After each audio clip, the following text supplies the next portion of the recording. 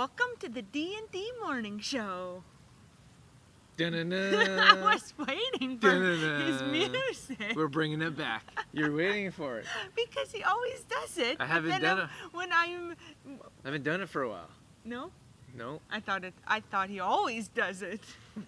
You always wait for it, I think you mean. Maybe. So today, what do we have coming up today, Drew? We're gonna start off with a fun fact. Yes. Dorothy jumping in the ocean. Oh boy. You'll enjoy that one. It's always entertaining. Stretching. Stretching, yeah, that's our big topic today. The importance of stretching. Mm-hmm. Then you have a recipe. Guacamole today is our recipe. Is that the lazy man's guacamole? Oh, we'll get into that when we get into the recipe. Then you have a quote about Preparation. preparation. Preparation. It's gonna be a good show. Yeah. All right. So, fun fact Go is me. Dorothy. So I have to coax her into getting into the ocean. Mm-hmm. It's always like an argument. Not an argument. Discussion. A discussion of Dorothy being like, no, I don't want to go in. No, I don't want to go. I'm like, yeah, you'll enjoy it. It's good for you. No, I don't want to go in. So, And of course, he always tries to bring some health benefit into it. It's good for you. It's healthy. Minerals. I'm like, it's cold the water's like 72 degrees. in the summer. Right now. And it's like pool weather. And I'm like, Water. pool water. Pool water. So I'm like, you can handle it, Dorothy. And she's like, mm-mm. You know what's funny though is Drew and I get in very differently. It kinda, I'm just thinking about this, kinda resembles how we do most tasks. So Drew runs in and hops in a wave. That's how you do most tasks. You just jump in. But I'm like, oh, let's test the water. Oh, maybe not. Oh, let's test it again. Oh, still too cold. And then I kind of stand there for a minute and I just kind of let the waves splash up on me like this. And then maybe I'll put a little water on my arms. And it's painful, that's what it is. And then when I'm good and ready, when I'm ready, maybe I'll go a little deeper, in, and then maybe I'll eventually get in. And Drew can't stand it. It's a painful process. She goes like this when she runs up to the water. She runs up after she does this performance, and she and the waves splash her up in her legs. And then she moves a little further, and she's like, and it splashes a little bit higher. I should videotape the whole thing. No, it's the process. But that's how I would approach most tasks. Yeah, it's a good point, because I just I need to just jump in, get in there, and it's so much easier once you jump in. You're fully immersed, fully immersed. And then, but I think it's so much more difficult to be one toe, two toe. But for me, that's easier. And he's always trying to get me to jump right in. Let's run and jump in together. And I'm like, no, I got my way, thank you, of doing it. So it's kind of funny. Yeah. So that's our fun fact. You can picture Dorothy getting into the ocean this afternoon. It's a bit hazy. It's in the morning, but the clouds usually burn off in the morning. Mid-morning, around 10. Yeah, then 9, 10. So then it goes blue sky and it gets super hot. So this afternoon, Dorothy will be doing this. I don't know why I keep my arms up here. They don't get wet that way, right? Ooh. Drew thinks it's hilarious. Oh man, you should see it. You would too. All right, so we're gonna move on to stretching. We're gonna talk about the importance of stretching. That's our main topic today. Right. So when I think about stretching, I feel like most people don't realize how important it is. Mm-hmm. And I also feel like it's put on the bottom of the list when it comes to overall wellness. Mm-hmm. If I have time, I'll do it, kind of thing. And most people don't believe they have time. Right. So we have so much time for a workout, for example. Let's say we have 20 to 30 minutes for a workout, but we don't factor in. We're not going to get into warming up and cooling down. No. Stretching is a form of cooling down, but we rarely warm up, which is dangerous in many ways because our body isn't ready for intense exercise. You know what's funny is when I'm at the gym, I see so many people just go hit the weights. right? And it's very common for people not to warm up, I think. Yeah, and it goes right along with stretching, because most people don't hang around after and Right. stretch. They just leave. They just Yeah. leave the gym like, oh, I don't have time. And I've been there where I'm thinking to myself, well, I'll just go home and I'll stretch. Or if you're going to the gym, Right. maybe you're doing your workouts at home. And then I get home, I start making breakfast, I shower, I do all these other things, and the stretching doesn't happen. Right. So doing it immediately after the workout is really beneficial, very helpful, because you're actually going to get it done. It's the only way to do it, right after. Yeah. Otherwise, you're not going to do it. Right. That's just the fact of the matter. He said it more point blank than me. Yeah, if we don't do it right after, we don't do it. We're all in the same boat. So it's important to schedule that time in. So if you have 20 minutes for your workout, schedule 15 minutes for your workout and 5 minutes to stretch after. Yes. Yeah. And it's such a short time, 5 minutes. We can all make time for 5 minutes. And you know what I think of when I look at muscles? Well, when it comes down to like the three main areas of physical wellness, we have resistance training, we have cardiovascular, and then we have stretching. And stretching is the least paid attention to. And I think like, you don't get the whole picture. So if you get injured, for example, you can't work out. Right. If you're not able to work out, then you're not able to work towards your goals. Right. So it's a whole puzzle that needs to be put together fitness-wise, and that's putting aside, stress, for example, or nutrition, for example, to get your goals, to reach your goals. But it's important to put those three together physically so you can see that whole picture and work towards your goals. Unfortunately, a lot of times I think it does take something extreme, like an injury, for us to realize the importance of stretching. I was there myself. I had a hip injury not a couple years ago, or not too long ago, and it wasn't until then that I realized that about preventing, in order to prevent for this to be continually happening, I had to stretch. But until then, I was one of those people that put stretching on, I guess, back burner, so to speak. So. Well, the thing is, it seems like people get injured, and then they do their stretching, and then they do their rehab type of stuff, or they do nothing.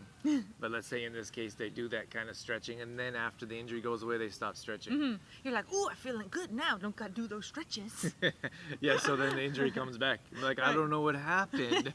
The injury came back. It was feeling fine, and now here it is again. Yeah. But I wanted to mention that when our muscles, like I picture our muscles, so when we stretch our muscles, we lengthen them. Like when we stretching our forearm, like we're lengthening those muscles. You grab your foot and you do your quad, you're lengthening those muscles. And by working them out, by let's get a technical here. Oh boy, big words coming at us. Contracting our muscles, not so big. But when you're contracting and making them smaller, like you're doing a curl, for example, you're making those muscles smaller. You're continually making them smaller, and nothing lengthens them if you're not stretching. So by making them smaller and smaller, you're shortening the muscle. And then when it comes to like doing something explosive, or like you're shoveling snow or chopping wood, like something that's more like a quicker movement, more functional movement, then that's when we get injured, because our back is like continually getting smaller, the muscles, right? And then we do something that's quick and we lengthen that, and our muscle isn't used to being that long, because we keep shortening and shortening. We do one movement that lengthens, and that's when those muscles like tear, or we get those injuries. When I think of it as like a ball of like, because our muscles are like little like threads, like strings. So I think of it like all these strings are like continually getting tighter and tighter, and that's where we get these little knots. Like knots show up in our back, they show up in our hamstrings and our calves. Yes. And by working those out and lengthening them out, that's when injuries come up. I was thinking as Drew was talking away there, good information, by the way. Doesn't listen to a word I say. But I was thinking about a comparison, because my brain is always comparing different situations. So you're talking about like the components of fitness being like a balance, right? Like the strength workouts, the cardiovascular workouts, the stretching, what we're talking about now. Like those three make a balance. And I was comparing it to like a balanced meal. For example, a balanced meal, we have our proteins, our carbs, and our healthy fats. So to get a complete meal, we need a balanced complete meal, we need those three things. Well, to get a balanced workout, We need those three things. Very good point. Isn't that a nice comparison? Well done. Yeah, that's what I was fishing for. Good job. Good job, Dorothy. Yeah, I mean, that's pretty much it. Like, it's just so important. And then the other aspect is, I suppose, mindfulness and appreciating your body and understanding that we put our body through like different forms of stress on a regular basis, and taking time to sit and appreciating your muscles and your body and stretching and making them longer and breathing. Like, I think that's so important to our stress levels, to our mind, our emotions. And again, we don't sit and take that time. Like, we rush through our workout, or we do a quick cardio session, and then we run off without appreciating our body and taking care of it. Yeah, for sure. So true. Nice way to end that segment, Drew. On to the next segment. So you got a recipe for us? Guacamole. I just like Is to say that Spanish it that way. or is that Italian? I think it's Spanish with an Italian accent, maybe. Guacamole is delicious. And you know, before I started making guacamole, I didn't realize how easy it was to make. So what you basically just need a few ingredients. You need nice ripe avocados.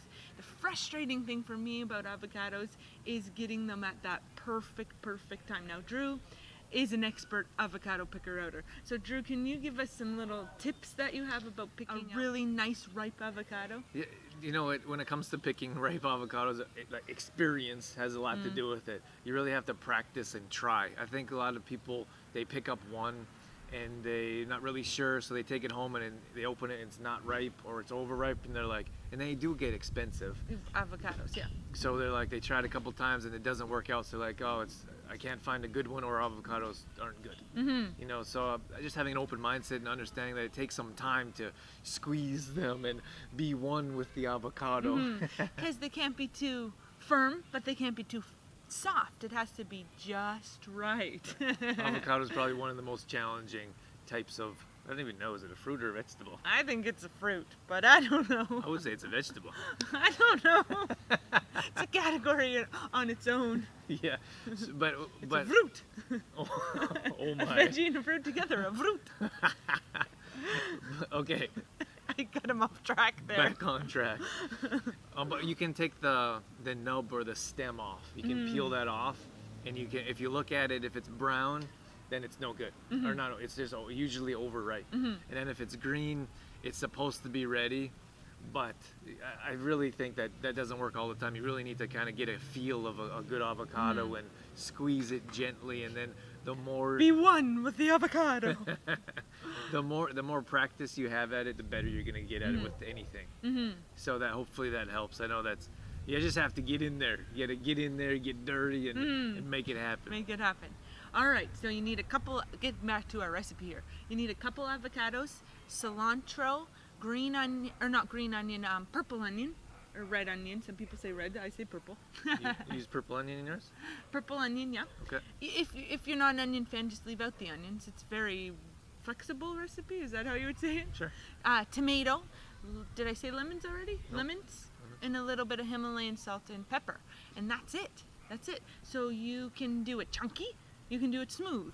If you're doing a chunky guacamole, that's what you do. You cut the avocado up in chunks, and then if you want a smooth, creamier guacamole, you mash it with a fork, and then you just chop up those veggies, and like the tomatoes, chop those up, chop up the onion and the cilantro, and mix that in with the avocados. Sprinkle or drizzle the lemon juice, right?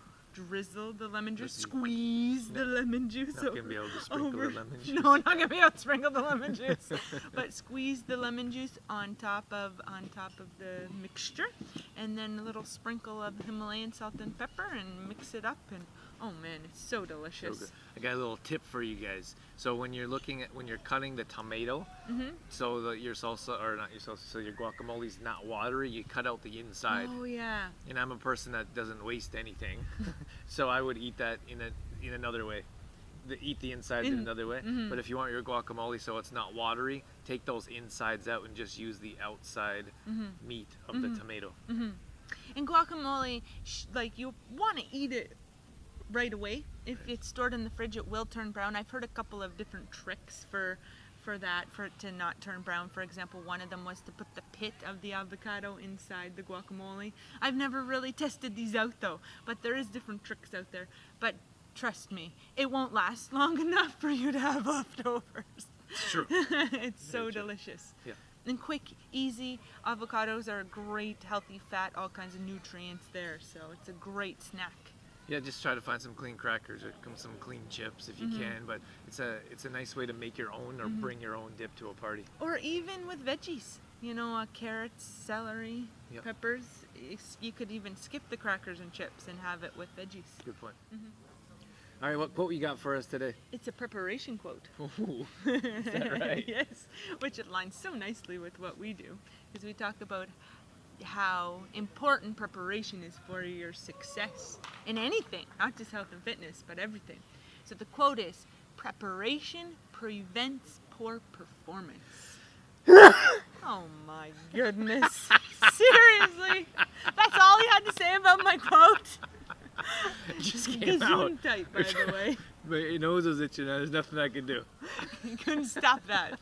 So what do you think of my quote? I was too busy trying to hold that back. Should I say it again? You should say it again. Preparation prevents poor performance. Oh wow, that's a good one. Yeah. Now that he's not sneezing his brains out, he can actually think about the quote. Yeah, I don't even know what to say. Preparation is everything. Like when we talk about meal plans, or preparing on a Sunday, for example, or picking one day, or going to the grocery store and getting your whole weeks of recipes so you're prepared. It doesn't really take long. You take your 2 hours out of the week. Yes. Like an hour or two out of the whole week to prepare and set your day up, your whole week up for success, which is going to improve your performance. And I think sometimes we undervalue how important those things are, like going for our groceries, for example, or taking an hour to make muffins. Like they seem like little tasks, and they seem like, well, I can do that anytime throughout the week. But I think we undervalue really that prep time, right? Setting aside that prep time, and how we undervalue how important it is to the success, or how much of a difference it's going to make. Right. And it's the same thing with fitness routines and workouts. Yeah. So knowing what workouts you have throughout the week makes a big difference. And then, because I think many times we don't know what to do. Like we set out our mat at home and we're like, oh, maybe I'll just do a couple minutes of abs. Or we throw on a video that's boring or not interesting.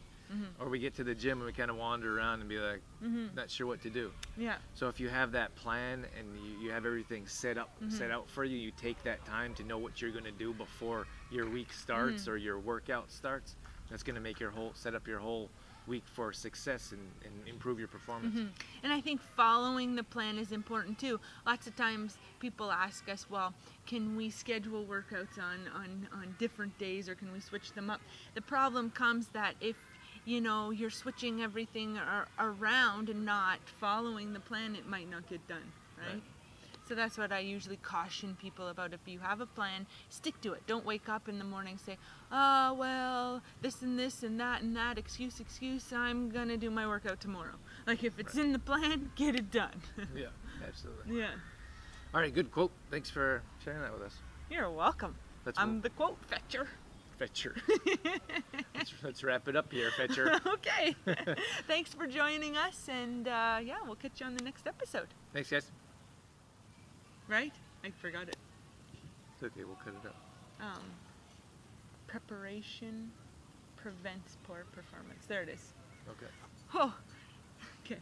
It's because it's like not a rhyming one, but it matters what sequence you put the words in. So that's why I got a little like, But it's about preparation. It says preparation prevents poor performance. Are you kidding me over there?